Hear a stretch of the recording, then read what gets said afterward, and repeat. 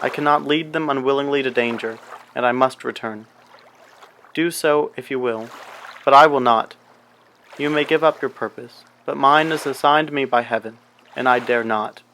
I am weak, but surely the spirits who assist my vengeance will endow me with sufficient strength. Saying this, he endeavored to spring from the bed, but the exertion was too great for him. He fell back and fainted. It was long before he was restored. I often thought that life was entirely extinct. At length he opened his eyes. He breathed with difficulty, and was unable to speak. The surgeon gave him a composing draught, and ordered us to leave him undisturbed. In the meantime, he told me that my friend had certainly not many hours to live. His sentence was pronounced, and I could only grieve and be patient. I sat by his bed, watching him. His eyes were closed, and as I thought he slept, but presently he called to me in a feeble voice, and bidding me come near, I said, "Alas, the strength I relied on is gone.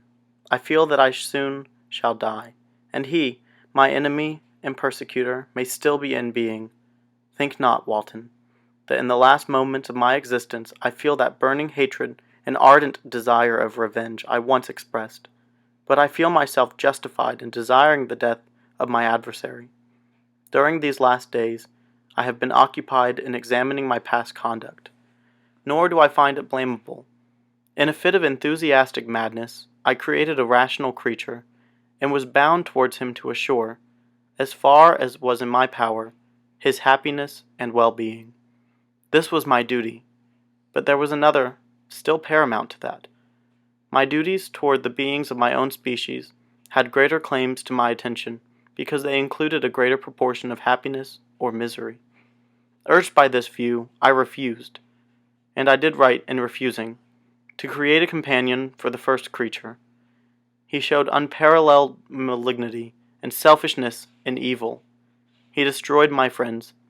He devoted to destruction beings who possessed exquisite sensations, happiness, and wisdom. Nor do I know where this thirst for vengeance may end. Miserable himself, that he may render no other wretched, he ought to die. The task of his destruction was mine, but I have failed. When actuated by selfish and vicious motives, I asked you to undertake my unfinished work, and I renew this request now, when I am only induced by reason and virtue. Yet I cannot ask you to renounce your country and friends to fulfill this task, and now that you are returning to England, you will have little chance of meeting with him. But the consideration of these points, and the well-balancing of what you may esteem your duties, I leave to you. My judgment and ideas are already disturbed by the near approach of death. I dare not ask you to do what I think right, for I may still be misled by passion. That he should live to be an instrument of mischief disturbs me. In other respects, this hour, when I momentarily expect my release, is the only happy one which I have enjoyed for several years. The forms of the beloved dead flit before me, and I hasten to their arms. Farewell, Walton. Seek happiness and tranquillity, and avoid ambition, even if it be only the apparently innocent one of distinguishing yourself in science and discoveries. Yet why do I say this? I have myself been blasted in these hopes, yet another may succeed. His voice became fainter as he spoke, and at length, exhausted by his effort, he sank into silence. About half an hour afterwards, he attempted again to speak, but was unable. He pressed my hand feebly, and his eyes closed forever, while the irradiation of a gentle smile passed away from his lips.